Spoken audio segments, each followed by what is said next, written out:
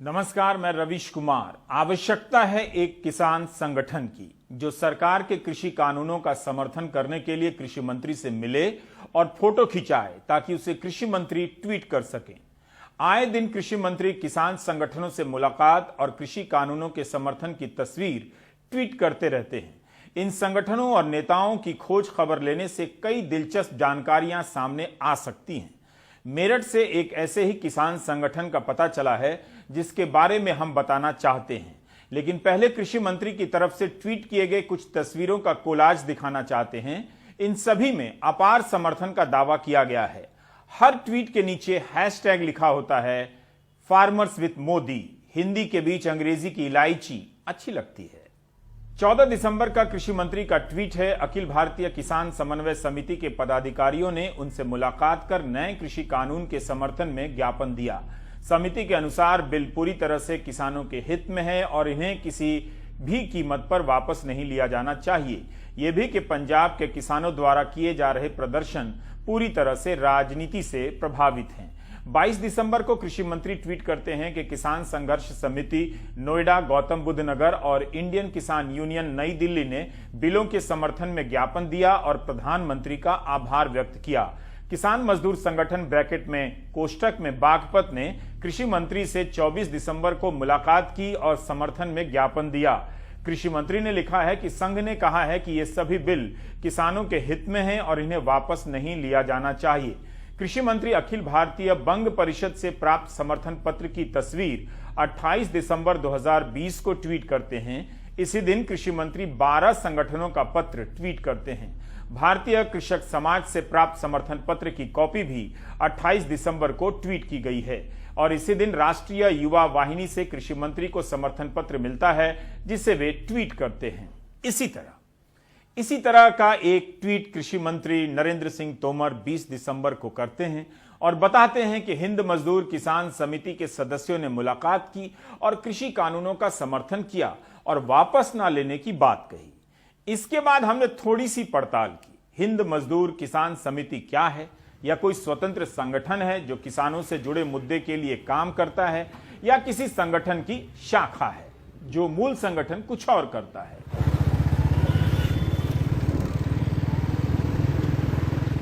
20 दिसंबर को मेरठ से गाजियाबाद के बीच ट्रैक्टर रैली निकली थी। वीडियो के अनुसार रैली मामूली भी नहीं लगती है, लेकिन किसान आंदोलन और नेताओं पर नजर रखने वाले हैरान हो गए कि यह नया संगठन और नेता कौन आया है, आज उदय हुआ है या कोई पुराना संगठन है। शाम को कृषि मंत्री ने एक ट्वीट भी किया कि हिंद मजदूर किसान समिति के सदस्यों ने उनसे मुलाकात की है, कानून का समर्थन किया है और वापस ना लेने की बात कही है। मुलाकात करने वालों में चंद्रमोहन भी थे जो सबसे आगे बैठे हैं और मास्क में हैं, सर पर मफलर लपेटे हुए हैं। हमारे सहयोगी सनूज शर्मा ने बताया कि हिंद मजदूर किसान समिति दिसंबर 2020 में पंजीकृत हुई है और मेरठ में रुड़की रोड पर A to Z कॉलोनी के सामने परबसा गांव में इसका दफ्तर है। बताइए, जो संगठन दिसंबर में पंजीकृत हुई हो वो कुछ दिनों के भीतर देश के कृषि मंत्री से मिल रहा है और समर्थन दे रहा है। किसानों के आंदोलनों पर नजर रखने वालों का तभी कहना था कि इस संगठन ने कभी खेती को लेकर आंदोलन तो किया नहीं, देखा सुना भी नहीं। चंद्रमोहन ने उस दिन प्रेस से बात की थी। हम स्पष्ट कहते हैं, पहले हमारे अंदर भी इस बिल के प्रति संदेह था, लेकिन परसों जब हमारे प्रधानमंत्री ने ये हम अपील की किसानों से, उन्होंने सारा संदेह दूर किया है। उन्होंने एक बात उनकी बड़ी अच्छी लगी हमें, तभी हम आज उन्हें समर्थन देने जा रहे हैं कि MSP जो न्यूनतम समर्थन मूल्य है, 6 महीने हो गए कानून को लागू हुए, पहले था, अभी भी चल रहा है और आगे भी रहेगा, स्पष्ट कहा। उन्होंने गारंटी दी जो भी भ्रम फैलाया जा रहा है वो झूठ है, वो गलत है। उन्होंने 130 करोड़ लोगों के सामने हम किसानों को उन्होंने गारंटी दी है कि जो भी भ्रम फैलाया जा रहा है वो गलत है। प्रधानमंत्री, हमारे देश के प्रधानमंत्री कह रहे हैं, गारंटी ले रहे हैं, 130 करोड़ लोगों के सामने गारंटी दे रहे हैं, तो हम उनको समर्थन दे रहे हैं। अब हम अपने प्रधानमंत्री पे विश्वास ना करें तो किस पे करें? तो 20 दिसंबर को कृषि मंत्री से मुलाकात होती है और यह संस्था किसान समिति के रूप में पंजीकृत होती है दिसंबर 2020 में। मुलाकात के लिए पंजीकरण कराया गया या मुलाकात के बाद याद आने पर पंजीकरण कराया गया? यह देखने के लिए हमारे सहयोगी सनूज शर्मा परबासा गांव पहुंच गए। हिंद मजदूर किसान समिति का दफ्तर बना है। ऊपर के कमरे में दफ्तर है। हाल ही में बना लगता है, क्योंकि संस्था बनी ही है दिसंबर 2020 में। उसी महीने सीधे कृषि मंत्री से मिलने का सौभाग्य प्राप्त हो जाए तो इसे रिकॉर्ड कहा जाना चाहिए। जिलाध्यक्ष महेंद्र सिंह का घर है। पोस्टर एक ही है, कृषि कानूनों के समर्थन का। इसके अलावा यहां कोई पोस्टर नहीं है। इस पोस्टर पर चंद्रमोहन की तस्वीर है। उन्हें प्रेरणा स्रोत बताया गया है। लगता है इसी पोस्टर से हिंद मजदूर किसान समिति की राजनीति, कार्यालय, सब कुछ लॉन्च हुआ है। अपने एक समिति के तौर पे ही काम कर रहे थे, लेकिन वो रजिस्टर्ड नहीं थी। अब जब ये किसान आंदोलन शुरू हुआ और किसानों की समस्याओं का इन्होंने कोई हल नहीं किया और हमें दिखाई दिया भाई किसानों का अहित हो रहा है, तब हमें ये अभी दिसंबर 2020 में हमने इस समिति को अपना रजिस्टर कराया और हमने इस बिल के समर्थन में प्रधान कृषि मंत्री जी को एक ज्ञापन भी सौंपा है। तो वो ज्ञापन उन्हें दिया गया कि ये संशोधन आप कीजिए। एग्जाम्पल के तौर पर फसल जो है टाइम से ही अगर खरीद ली जाती है, वो जैसे गन्ना है अभी, तो गन्ना मान लो खेत में खड़ा हुआ है, कई बार मिल में नहीं डल पाता है या उसकी व्यवस्था नहीं हो पाती है। अगर टाइम से सरकार खरीदने की व्यवस्था करा दे तो आगे की फसल जो गेहूँ बोना है वो टाइम से बो सकता है उसमें। प्लस ट्रैक्टर का जो था कि भाई ट्रैक्टर जो है 10 साल के बाद में जो कानून है, क्योंकि इतने टाइम के बाद में ये ट्रैक्टर वहाँ पर नहीं चलना चाहिए, वो उन्होंने कृषि मंत्री जी ने उस चीज़ के बारे में बताया कि ये कानूनी इसमें पेच है और इसमें हम सुप्रीम कोर्ट में हम लोग भी अपनी तरफ से प्रयास करेंगे कि इसको जो है कानून को वापस लिया जाए। हमने चंद्रमोहन जी को फोन करने का बहुत प्रयास किया। उनकी व्यस्तता को हम समझते हैं, लेकिन हिंद मजदूर किसान समिति की तरफ से कृषि मंत्री से मिलने गए चंद्रमोहन हैं कौन, यह पता करने पर हम पहुंचते हैं एक फेसबुक पेज पर जिसका नाम है जनेऊ क्रांति। दिल्ली के बगल में जनेऊ क्रांति चल रही है और किसी को पता नहीं है। फेसबुक पेज पर 2,40,000 फॉलोअर हैं। चंद्रमोहन खुद को क्रांति गुरु कहते हैं और एक आश्रम की जानकारी मिलती है जिसका नाम है श्री परमधाम, जो मेरठ के दौराला में है। चंद्रमोहन नशा मुक्ति अभियान चलाते हैं, रक्तदान शिविरों का आयोजन करते हैं, कई प्रकार के सामाजिक कार्य करते हैं। मीडिया रिपोर्ट में कुछ मुकदमों का भी जिक्र है जो अभी महत्वपूर्ण नहीं है।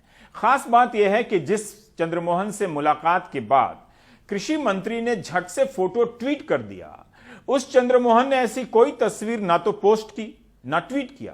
काफी कॉन्फिडेंट मालूम पड़े।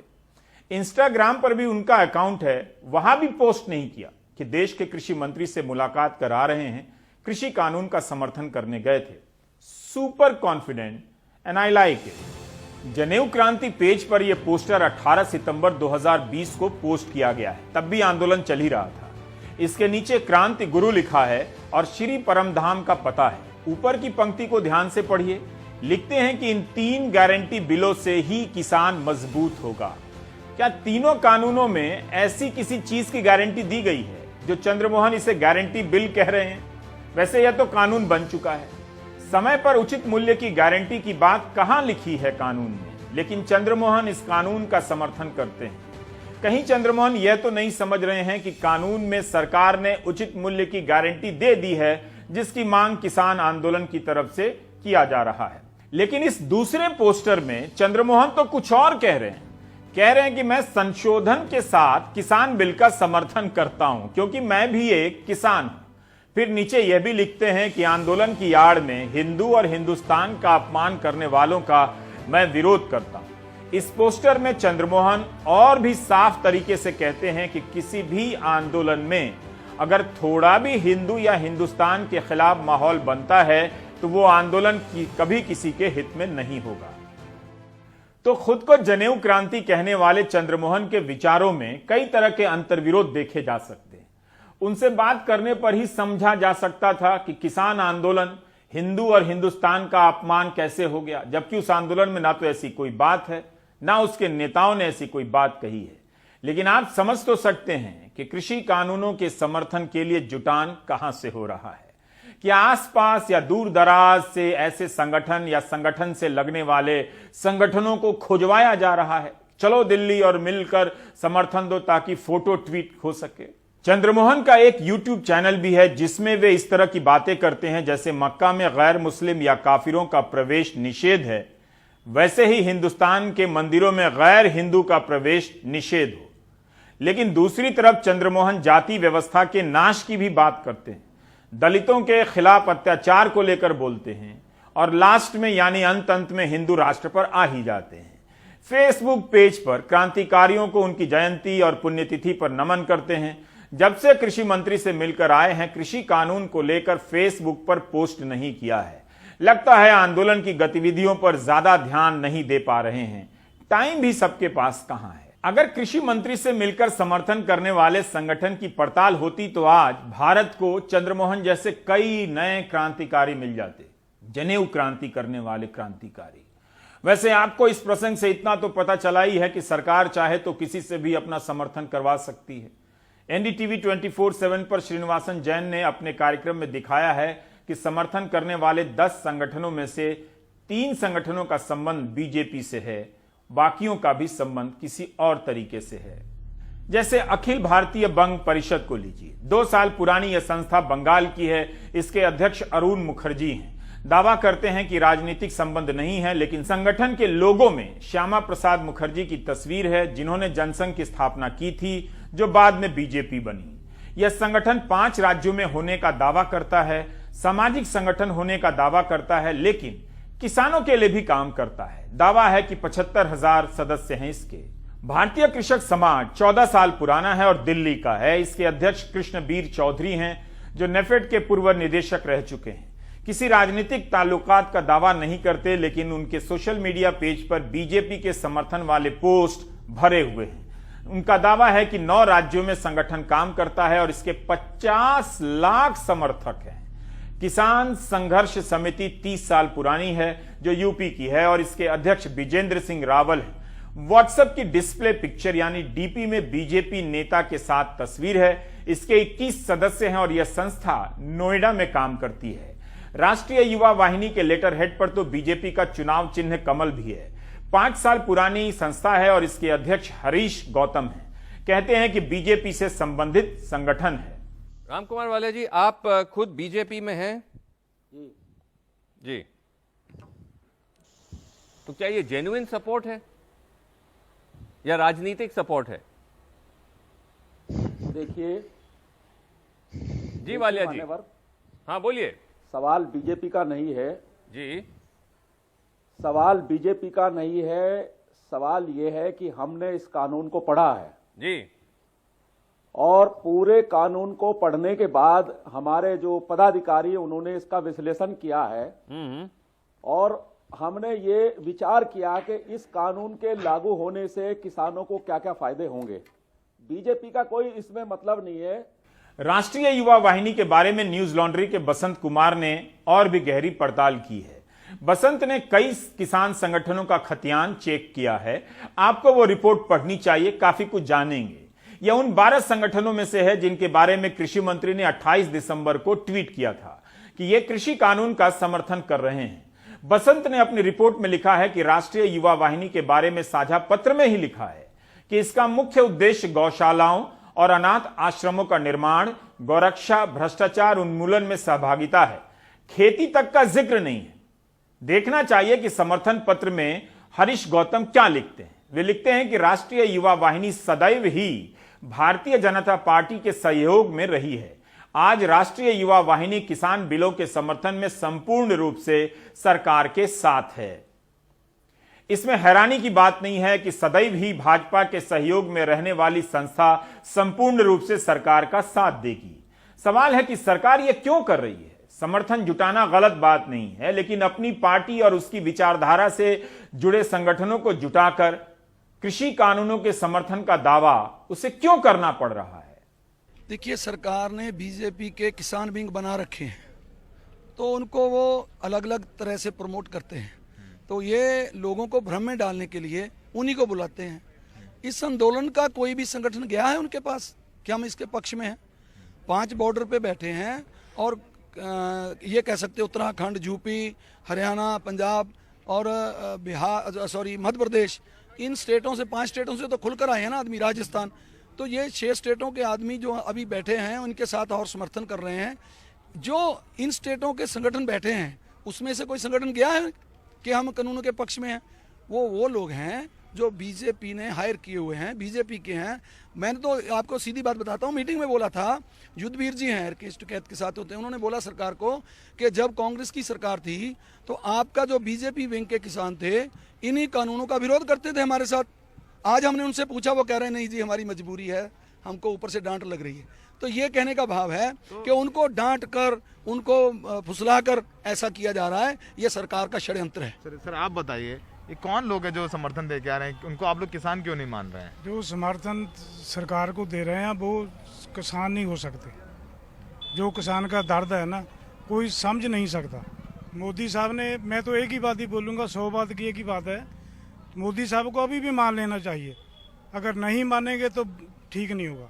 पहली बात तो जो समर्थन देके उसको आप किसान मत बोलिए, किसान को बदनाम मत कीजिए। वो बीजेपी के लोग हैं, इसके छोड़े हुए लोग हैं, बीच में एजेंसी के आदमी है, वो ही समर्थन देते हैं। किसान कभी ऐसे माड़े बिल को समर्थन नहीं देगा जो किसान मारू बिल हो। अगर किसान के पक्ष में होता तो फिर हम भी समर्थन देते। किसान के पक्ष में तो है ही नहीं ये तो किसान के मौत के वारंट है वो जो सरकार ने इशू किए हुए है।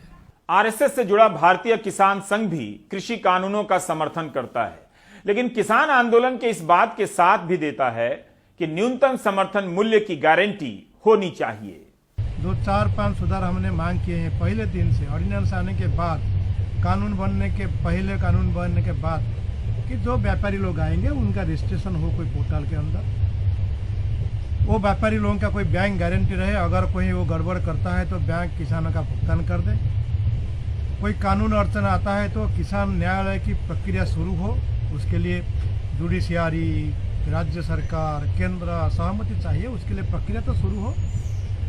और एमएसपी के नीचे ना मंडी के अंदर ना मंडी के बाहर खरीदारी ना हो। तो किसान आंदोलन को कुछ लोगों का आंदोलन साबित करने के लिए जो कृषि संगठन आए हैं या लाए गए हैं, उनमें से कईयों का मुख्य काम कुछ और भी है। यही नहीं, किसान आंदोलन को चंद लोगों का आंदोलन साबित करने के लिए सरकार ने धुआंधार किसान सम्मेलन का आयोजन किया, लेकिन इससे आंदोलन के इरादे पर कोई फर्क नहीं पड़ा। हिमांशु शेखर ने किसान नेता बलदेव सिंह सिरसा से बात की, जिनका कहना है कि सरकार किसानों को लगातार बदनाम करने का प्रयास कर रही है। सरकार इस संघर्ष को बदनाम करने के लिए ये कह रही है कि ये जो कानून है, जो संघर्ष चल रहा है किसानों का, जो धरना लगा के बैठे हैं, ये किसान नहीं है, ये खालिस्तानी हैं, ये खालिस्तान मांगते हैं। लेकिन हम लोग जो पंजाब के लोगों के पास बड़े बड़े बंगले हैं और इनके पास बड़ी बड़ी गाड़ियां हैं, वो हम इनसे लेकर आपको दिलाना चाहते हैं, इसलिए आपने वहां पर नहीं जाना। मैं आपके माध्यम से उन लोगों को बताना चाहता हूं कि ऐसी बिल्कुल बात नहीं है। सरकार हमारे को बदनाम कर रही है। हमारे इस संघर्ष में जो चारों तरफ दिल्ली में बैठे हैं, यहाँ पर पंजाब को छोड़कर हरियाणा के लोग, जाट लोग, हर बरादरी के, हर धर्म के लोग, और इसी तरह यूपी के, केरला के, आंध्रा के, राजस्थान के, और जितने भी तमिल के, आंध्र के, मतलब हरियाणा तो है ही है, मतलब सभी लोगों के, सभी किसान संगठन और सभी धर्मों के, सभी वर्गों के लोग यहाँ पर आ चुके हैं। और जो रिटायर्ड फौजी थे, वो बड़े बड़े अफसर जो आके सपोर्ट कर चुके हैं, यहाँ पर वकील लोग, जज लोग आ चुके हैं। लेकिन इस संघर्ष को फेल करने के लिए सरकार जो हमारे कौन कर रहा है? आपने बहुत गंभीर आरोप लगाया है सरकार पर, कौन कर रहा है ये बदनाम? आप ये सरकार ही कर रही है, और कौन करेगा? बैठक में जाने से पहले ही किसान नेताओं को अंदाजा हो गया था कि बैठक और बातचीत रस्मी होने वाली है। बैठक के भीतर किसानों ने फिर से दोहराया कि कानून को वापस लीजिए, अगर मगर की कोई बात नहीं है। 7वें दौर की बातचीत के बाद 8वें दौर की बातचीत का नतीजा भी साफ हो गया। वही होना था जो पहले हो चुका है। आज की मीटिंग है जो, वो डेडलॉक मान सकते हैं हम, लेकिन इतना डेडलॉक नहीं है कि अगली मीटिंग ना हो पाए। अगली मीटिंग है जो 15 तारीख तो होएगी, लेकिन आज की मीटिंग में सरकार ने तरह तरह के बहाने बनाए कि जो वक्-वक् राज्यों की जथेबंदियां हैं वो चाहती है कि ये कानून बना रहे, इसीलिए हम कानून को रिपील नहीं कर सकते, इसमें कुछ बदलाव कर सकते हैं। जैसे सौदों की बात है, पहले बोल रहे हैं, लेकिन हमने वो उसकी जो बात है वो रद्द कर दी। बार बार कमेटी बनाने की मांग फिर कर रही है सरकार। इसके साथ एक और बात कहना चाहूँगा कि सरकार कोर्ट के फैसले को उड़ीक रही है। 11 तारीख को क्या होगा वो हमें सजेस्ट कर रही है कि आपको पार्टी बनना चाहिए टेढ़े मेढ़े तरीके से। जुडिशल के मामले में भी ये महत्वपूर्ण दिन हो सकता है, लेकिन अब महत्वपूर्ण तो हमारे लिए तब बनेगा अगर हमारे पक्ष में फैसला आएगा। लेकिन अगर पक्ष में नहीं आता, कानून को रौंदा जाता है, तो हम इस कानून जो पहले ही बहुत गलत कानून बने हुए हैं, स्टेट के विषय पर कानून बने हैं, हम उसके लिए संविधान की रक्षा के लिए हम लड़ाई लड़ेंगे। सरकार ने बार बार यह कहा है और अनुरोध किया है कि वो कुछ वैकल्पिक प्रस्ताव देंगे तो सरकार उन पर जरूर विचार करेगी। तो सर ये विचार करने वाला प्रस्ताव है क्या? अगर ये अच्छा विचार वो किसान यूनियन की तरफ से आना चाहिए ना प्रशांत जी, मेरे और आपके प्रस्ताव से कुछ होने वाला नहीं है।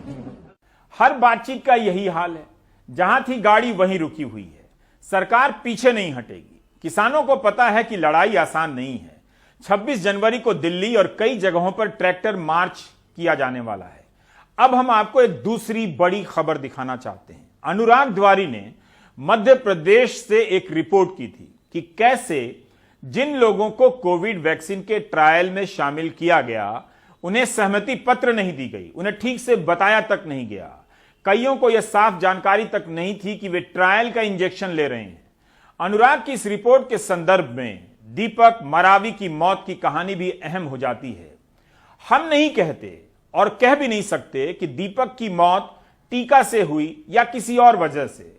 अगर वो वैक्सीन के ट्रायल में शामिल था और उसकी मौत किसी दूसरे कारण से भी हुई तो भी दीपक को क्यों नहीं बताया गया उसके परिवार को?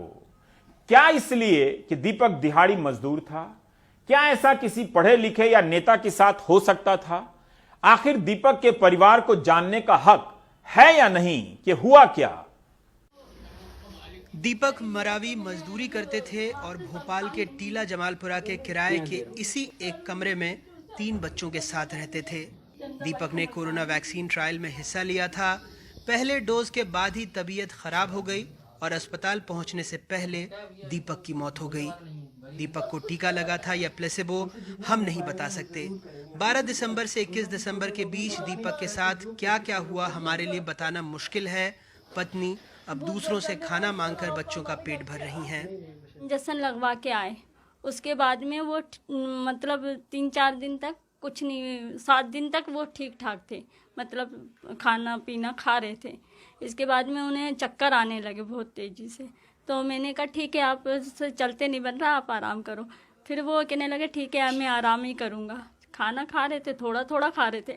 इसके बाद में उल्टियाँ होने लगी तो उसमें झाग निकल रहा था सर। तो मैंने कहा कि डॉक्टर के पास चलो। वो अपनी जिद में रहे कि मैं कहीं नहीं जाऊँगा, मुझे आराम करने दो, मुझसे चलते नहीं बन रहा। क्या पहले से बीमार थे क्या? कुछ बीमारी नहीं थी सर उन्हें। तो आपको क्या लगता है कि वो इंजेक्शन वैक्सीन से मरे? कहीं से मुझे कोई मदद नहीं मिली है, कोई भी नहीं आए। पीठे पे ये काम करते थे तो पीठे वालों ने बताए होंगे, वहीं से गए। और मेरे को मतलब सुनाई में आया था तो मैंने कहा ये वैक्सीन मत लगाना, ये खतरे वाला काम है। तो आप लोगों ने उस टाइम डॉक्टर को बोलते डॉक्टर सर हमारे पास उनका नंबर नहीं था, नहीं तो हम करोड़ हॉस्पिटल फार्म देते हैं वो भी नहीं दिया था आप लोगों को? मेरे पास कुछ प्रूफ नहीं है सर। जैसा कि पत्नी ने बताया, दीपक ने भी तबीयत खराब होने पर डॉक्टर के पास जाने में देरी की, लेकिन जिस व्यक्ति को टीका दिया गया हो उसकी तबीयत पर नजर रखने का काम किसका था? क्या दीपक जैसे कम पढ़े लिखे लोगों को भी किसी वैक्सीन का टीका लगाने के बाद उनके हाल पर छोड़ा जा सकता है? इस दौरान वैक्सीन लगाने के बाद उनकी पूछताछ तो की गई होगी, लेकिन इसका डिटेल हासिल करना मुश्किल हो रहा है क्योंकि कंपनी को हम 3 बार लिख चुके हैं और जवाब नहीं आया है। पत्नी के पास प्रेस ही एक जरिया है, वो अपने सवाल का जवाब कंपनी और सरकार से मांग सके। ये दीपक की पोस्टमार्टम रिपोर्ट है। पुलिस ने परिवार वालों को नहीं दी, लेकिन जब अर्जी लगाने पर अस्पताल को दे दी। पोस्टमार्टम रिपोर्ट के अनुसार संदेहास्पद पॉइजनिंग की बात कही गई है। पॉइजनिंग कैसे हुई, किस स्टेज पर हुई और इसकी जानकारी न इसमें है और न हमारे पास जवाब है। परिवार और पड़ोसियों ने इसे ऐसे समझा, दीपक तो बिल्कुल ठीक था, कोई परेशानी नहीं थी, तो वो जहर क्यों खाएगा। यहाँ बढ़िया रहते थे, मैंने बीमारी का नहीं सुना और ना वो बीमार हुआ। ना वो परेशान थे, ना कुछ थे, अच्छा खासा काम कर रहे थे और उन्होंने ज़रूर, एक उनके दोस्त थे शायद, उन्होंने बताया था वो वैक्सीन लगवाने जा रहे हैं। वो वैक्सीन लगी, उसके बाद उनका ये हो गया, वो बीमार हुए और उनका देहांत हो गया। हम जानते हैं पड़ोसी का जवाब पर्याप्त नहीं हो सकता, इसलिए इस संदेहास्पद पॉइजनिंग को समझने के लिए मेडिको लीगल विभाग की डॉक्टर गीता रानी गुप्ता के पास गए, लेकिन वहां उन्होंने कैमरे पर बात करने से मना कर दिया। अब ये एक अलग मामला है। 257 पन्नों का दस्तावेज है। इसमें पेज नंबर 57 पर लिखा गया है एक डॉक्टर के जरिए कि ये संदिग्ध खुदकुशी का मामला हो सकता है। हमने आपको पहले ही बताया था कि पोस्टमार्टम की रिपोर्ट परिवार को न देकर अस्पताल को दी गई। अब जब किसी डॉक्टर ने लिखा है कि ये संदिग्ध खुदकुशी का मामला हो सकता है, तो फिर इस बारे में पुलिस को क्यों नहीं बताया गया? पुलिस ने इसकी जांच क्यों नहीं की? क्या सिर्फ इसलिए क्योंकि दीपक एक दिहाड़ी मजदूर था? अभी तो हम लोग को जस्ट पोस्टमार्टम रिपोर्ट प्राप्त हुई, विसरा की रिपोर्ट प्राप्त होगी, उसके बाद जो है ओनली हम बता पाएंगे कि एक्चुअली क्या हुआ है क्या, क्योंकि फैमिली के बारे में वो सब जानकारियाँ लेना हम लोगों ने प्रारंभ कर दिया है कि उनकी मतलब क्या समस्याएं थी, क्या था जीवन में, और बाकी विसरा की रिपोर्ट आएगी। सारी चीज़ों को जो हम एक साथ कलेक्टिवली देखेंगे, then only will be able to tell कि एक्चुअली क्या हुआ है। ये उन खबरों का कोलाज है जो वैक्सीन से ट्रायल के दौरान किसी की कथित मौत को लेकर छपी हैं। इन खबरों से पता चलता है कि ट्रायल से जुड़े किसी की मौत होने पर कंपनी खुद बताती है, कहीं सरकार भी बताती है। जैसे फ्रांस 24 की इस खबर के अनुसार एस्ट्रेजेनिका ऑक्सफोर्ड खुद ही बताती है कि वैक्सीन ट्रायल के दौरान एक व्यक्ति की मौत हुई। न्यूयॉर्क टाइम्स की इस खबर से पता चलता है कि अस्पताल ही बता रहा था कि ट्रायल में शामिल 2 लोगों को कुछ और शिकायत हुई। मैक्सिको की इस खबर के अनुसार तो खुद सरकार ने ट्रायल में शामिल व्यक्ति को बताया कि आपके शरीर में कुछ और लक्षण देखे गए हैं। तो हमारा सवाल है कि दीपक की मौत को लेकर अस्पताल, कंपनी या सरकार की क्या भूमिका होनी चाहिए? क्या चुप रहकर साधारण परिवारों के प्रश्नों को अधूरा छोड़कर हम वैज्ञानिक चेतना का निर्माण कर सकते हैं, जो हमारा संवैधानिक दायित्व भी है? मेरे हिसाब से ट्रांसपेरेंसी बहुत ज़रूरी है। ऐसे टाइम पे अगर कोई सीरियस एडवर्स इवेंट्स का क्लस्टरिंग होने लगा है तो इसके बारे में जानकारी पब्लिक डोमेन में भी होनी चाहिए और रेगुलेटर को सोचना चाहिए कि इससे हमें कुछ चिंता करने की ज़रूरत तो नहीं है, और अगर ज़रूरत है तो फिर ट्रायल को टेम्पररली हाल्ट करें और उसके बारे में पहले पूरा इन्वेस्टिगेशन करें और उसके बाद डिसाइड करें कि ट्रायल कंटिन्यू होना चाहिए कि नहीं। 4 जनवरी की रिपोर्ट में आप एक अन्य तरह की गंभीर लापरवाही देख चुके हैं। जब एनडीटीवी यूनियन कार्बाइड के आसपास टिम्बर फैक्ट्री, शंकर नगर, ओडिया नगर जैसे इलाकों में गया और कई लोगों से बात करने पर पता चला कि उन्हें पता ही नहीं था कि वो वैक्सीन के मानव परीक्षण में हिस्सा थे। उन्हें केवल ये बताया गया था कि इंजेक्शन कोरोना वायरस से संक्रमित होने से बचाएगा। यहाँ तक कि कईयों को सूचित सहमति यानी इन्फॉर्म्ड कंसेंट का पेपर भी नहीं दिया गया, जो अनिवार्य रूप से दिया जाना चाहिए था। कुछ नहीं बोला, बस उन्हें तो टीका ही लगा दिया और जय कह रहे थे। क्या बोल के ले गए थे यहाँ से? अरे कहने लगे कोरोना की टीका लग रहे हैं भाई, अच्छे हैं, जिसको लगवाने तो लगवा लो। तो हम और गाड़ी में बैठ के चले गए। तो ये नहीं बताया था कि कोरोना का टीका नहीं है, अभी इसका प्रयोग हो रहा है, ये सब कुछ नहीं बताया? नहीं। ये बोला कि आपके शरीर पे इसका खराब असर भी हो सकता है, अच्छा असर नहीं। विजय कहते कछु तकलीफ हो तो आप फोन कर देना। फोन कर देना। हाँ। तो किसको फोन करना, कोई नंबर वो तो हाँ दाओ तो ना होता है अस्पताल। अच्छा, वहाँ पे कुछ आपको साइन करके अंगूठा लगा के जिसमें आपने लगाया था वो दिया आपको, रसीद? नहीं दाई बस यही है, कंसेंट फॉर्म कुछ नहीं दिया? नहीं। ये और इसमें भी हर पन्ना खाली है, कहीं बुखार आया, ये आया, वो सब लिखा? हाँ तो बे कह रही थी लिख लेना, हम लिख तो नहीं आता, हमने नहीं लिखना नहीं आता आपको, तो कैसे लिखे? आरा मिल में काम करने वाले जितेंद्र नरवारिया ने कहा था कि जब से वैक्सीन लगवाया बीमार पड़ गए, अस्पताल ने सुध नहीं ली, काम नहीं कर पा रहे हैं, पछता रहे हैं कि अस्पताल गए ही क्यों। यही प्रयोग किया था कि वहाँ पर जाके बस खून चेक हो रहा है और कहने लगे कि वहाँ जाके 750 रुपये मिल जाएंगे, ज़्यादा कुछ ही नहीं है। अब वहाँ जाके गए तो डॉक्टर कहते हैं कि आपके ये टीका इसलिए लगाया जा रही है कि आपको कोई खराबी हो खून में या ये वो हो तो ये सब ख़त्म हो जाएगा। तो मैंने कहा सर इससे कोई वो तो नहीं होगा?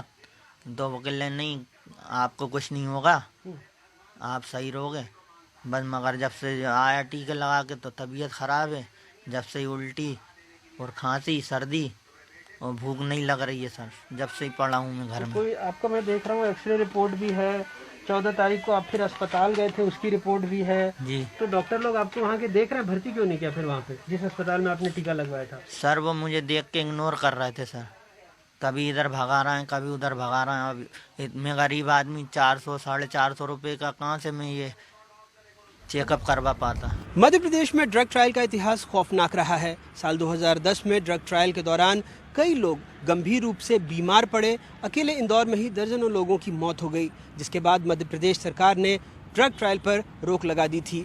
ऐसे में सवाल ये उठता है कि इसके बाद इस बार मध्य प्रदेश में किसने ड्रग ट्रायल की इजाज़त दी और क्या एथिक्स कमेटी की जवाबदेही नहीं है कि वो रिसर्च सब्जेक्ट के हितों की रक्षा करे। भोपाल से कैमरा पर्सन रिजवान खान के साथ अनुराग द्वारी, एनडीटीवी इंडिया। कायदा तो यही होना चाहिए और यही दुनिया भर में होता है कि ट्रायल के समय जो वॉलेंटियर आता है उसकी लगातार निगरानी की जाती है, हर तरह के बदलाव को दर्ज किया जाता है। क्या दीपक के केस में ऐसा किया गया?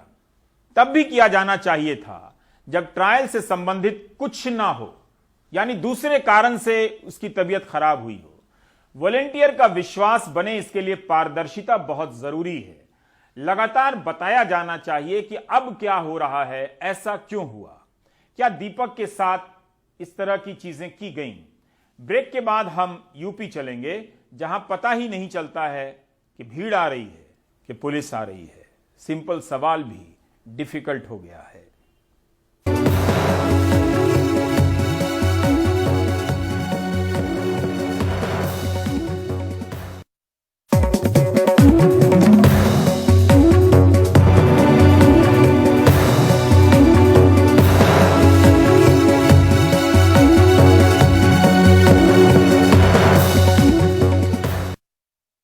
उत्तर प्रदेश की पुलिस ना चाहते हुए भी और चाहते हुए भी अब हर उस शादी के इंतजाम में पता करने के नाम पर पार्टी बनने लगी है कि शादी करने वाले ने कहीं धर्मांतरण तो नहीं किया है।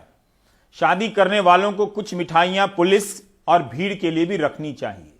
जब से धर्मांतरण का कानून बना है, अजीब अजीब तरह की खबरें आने लगी। कहीं ऐसे जोड़ों की आशंका में भीड़ पीछा कर रही है तो कहीं पुलिस पीछा कर रही है। कोई पिज्जा खाने गया तो जेल, कोई जन्मदिन से लौट रहा है तो जेल। बिजनौर की यह रिपोर्ट देख सकते हैं। कहीं ऐसा ना हो जाए कि इस कानून के भय से हिंदू मुसलमान साथ साथ चलना बंद कर दें। धर्मांतरण के नाम पर कब भीड़ टूट पड़े और कब पुलिस आ जाए, ये जोखिम कोई नहीं लेना चाहेगा। यकीनन आप ऐसा हिंदुस्तान चाहते होंगे और अब जब मिल गया है तो देख भी लीजिए। 18 साल के साकिब को लड़की के साथ देख गांव वालों ने कुछ यूं पीटा।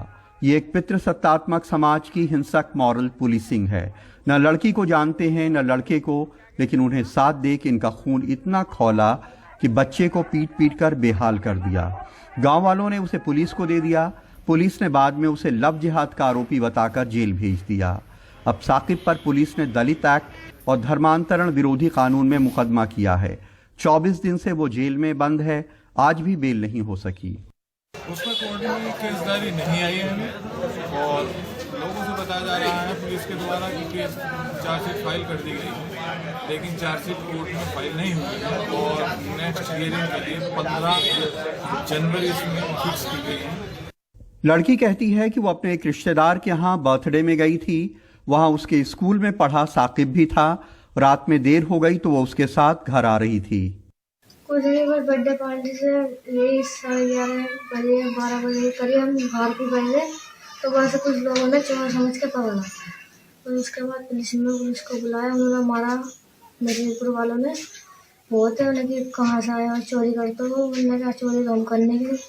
तो बस यही मामला था। लड़की कहने भी लगी कि मैं तो ऐसा नहीं हूँ, मैं तो अपने बर्थडे पार्टी में आई, इतनी लड़की आनी चाहिए, लेकिन उसकी बात किसी ने नहीं मानी। जब लड़की घर आ गई तो फिर कोतवाल का फोन आ रहा है कि लड़की को लेके आओ। मैंने क्यों, लड़की अब तो नहीं लाएंगे भाई, हम चीज़ के बयान कराने हैं, 164 के महीने में बयान क्यों कराने हैं, कोर्ट में चले जाकर बोला नहीं। वहाँ एसपी का फोन आया है, इसमें वो लव जिहाद लिखा जाएगा। वो तो लड़का मुस्लिम है और अपना नाम सोनू बताता, धर्म परिवर्तन करके शादी करना चाहता है, पर उसमें लव जिहाद का मामला बना देना। लड़की कहती है कि लड़के ने ना तो उससे शादी करने कहा था और ना ही धर्म परिवर्तन करने। अच्छा, ये जो कह रहे कि तुम्हारा धर्म परिवर्तन करा रहा था वो लड़का, ये क्या बात है? झूठा बात है। ऐसी कोई बात थी नहीं। लेकिन पुलिस मानती है कि लड़के ने लड़की को अगवा कर लिया था। वो उसका जबरदस्ती धर्म परिवर्तन कर शादी कराना चाहता था। अपना नाम सोनू बताया था और इस लड़की को अपना सोनू नाम बताकर इसे अपने प्रेम जाल फंसा लिया। उसके उपरांत उसे यहाँ से अपहरण करके ले गया, उसका धर्म परिवर्तन करवाने का इसने दबाव डाला। जब लड़की को जानकारी हुई तो वहाँ से उसे चंगुल से किसी तरह भाग के आई है। अभियुक्त की गिरफ्तारी कर ली गई है। जी मेरा लड़का बोल लिया था कि मैं एक बर्थडे में जा रहा हूँ, तो यहाँ से बर्थडे के लिए बोल के गया। फिर सुबह को हमें पता चला कि तो आपका लड़का थाने में है। वहाँ जाके हमने देखा तो उन्होंने नेटवर्क में भेज दिया और वो बर्थडे में गया था और उसके बाद वो थाने में चला गया। वहाँ मैं ये चाहती हूँ कि मेरा लड़का छूट जाए। उसके साथ मारपीट भी की और वो पुलिस को दे दिया वहाँ से। लड़की के जो पिता थाने में लिख के दे आए थे कि उन्हें किसी से शिकायत नहीं है, किसी पे केस नहीं करना चाहते, अब उनका नया वीडियो वायरल हुआ है जिसमें वो मीडिया को झूठा बता रहे हैं और पुलिस की तारीफों के पुल बांध रहे हैं। मीडिया में वीडियो चल रही है, वो गलत मनगढ़ंत कहानी है। वो अपनी तरफ से वीडियो बना के पेश कर रहे हैं। ऐसा पुलिस प्रशासन का कोई वो नहीं है। पुलिस प्रशासन मेरे साथ है और मेरा पूरा सहयोग कर रही है, अब भी बाद में भी करेगी। कासिम ने मुसलमान से हिंदू बन के कोई गैर कानूनी काम नहीं किया है। ये उनकी मर्जी है, उन्हें धर्म परिवर्तन का संवैधानिक अधिकार है। लेकिन ये कहानी सिर्फ पुलिस का रवैया बताने के लिए है कि ऐसे मामलों में जहां तमाम लड़कों को वो रोज जेल भेज रही है, कासिम को सुरक्षा दे रही है, जबकि उन्होंने उत्तर प्रदेश के नए धर्मांतरण कानून का उल्लंघन किया है, उसको तोड़ा है। अलीगढ़ में अदनान और लखनऊ में कैमरामैन राजेश गुप्ता के साथ कमाल खान, एनडीटीवी इंडिया।